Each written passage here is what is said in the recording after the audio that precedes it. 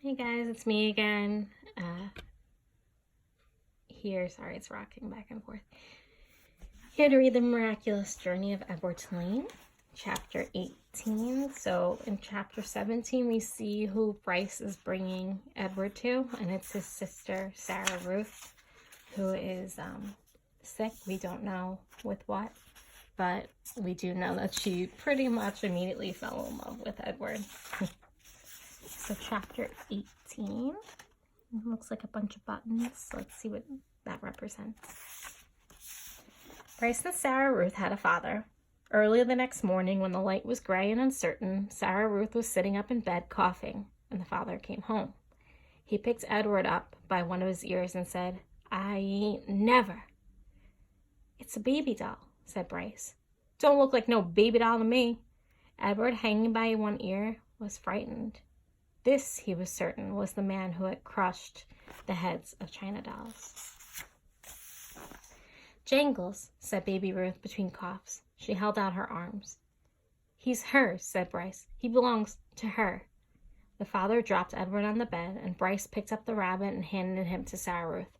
"It don't matter, anyway," said the father. "It don't make no difference. None of it." "It does so matter," said Bryce. "Don't you sass me," said the father. He raised his hand and slapped Bryce across his mouth. And then he turned and left the house. "You ain't got to worry about him," said Bryce to Edward. "He ain't nothing but a bully. And besides, he don't hardly ever come home." Fortunately, the father did not come back that day.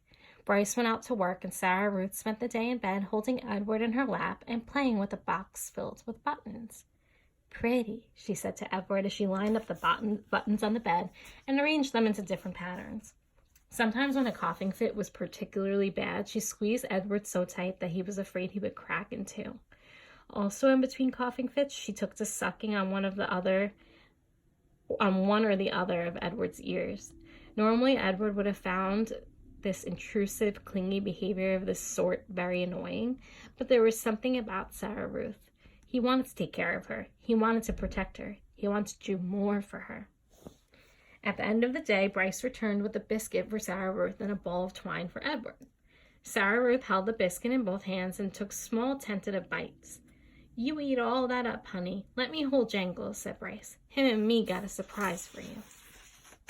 Bryce took Edward out in the corner of the room, and with his pocket knife he cut off lengths of twine and tied them to Edward's arms and feet and tied the twine to the sticks of wood. "See, all day I've been thinking about it," Bryce said. "What we're going to do is make you dance. Sarah Ruth loves dancing. Mama used to hold on to her and dance her around the room." "You eating that biscuit?" Bryce called out to Sarah Ruth. "Uh-huh," said Sarah Ruth.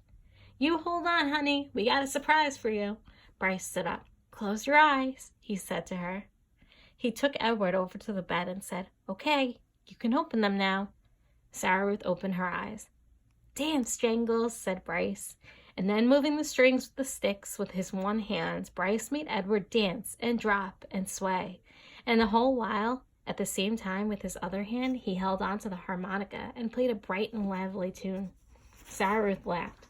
She laughed until she started to cough, and then Bryce laid Edward down and took Sarah Ruth in his lap and rocked her and rubbed her. "You want some fresh air?" he asked her.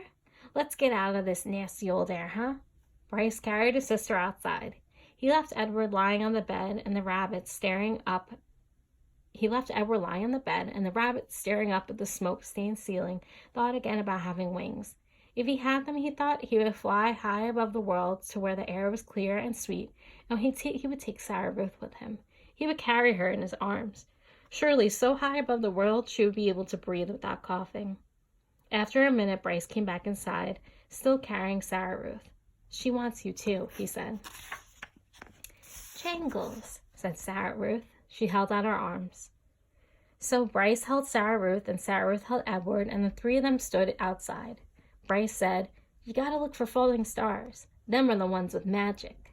They were quiet for a long time, all three of them looking up at the sky. Sarah Ruth stopped coughing. Edward thought that maybe she had fallen asleep. "There," she said, and she pointed to a star streaking through the night sky.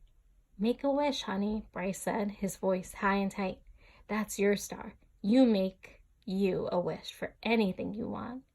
And even though it was Sarah Ruth's wish, I'm sorry, Sarah Ruth's star. Edward wished on it too.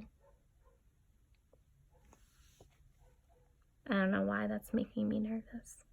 Hopefully there's not bad news happening in chapter 19. But I'll see you then. Bye.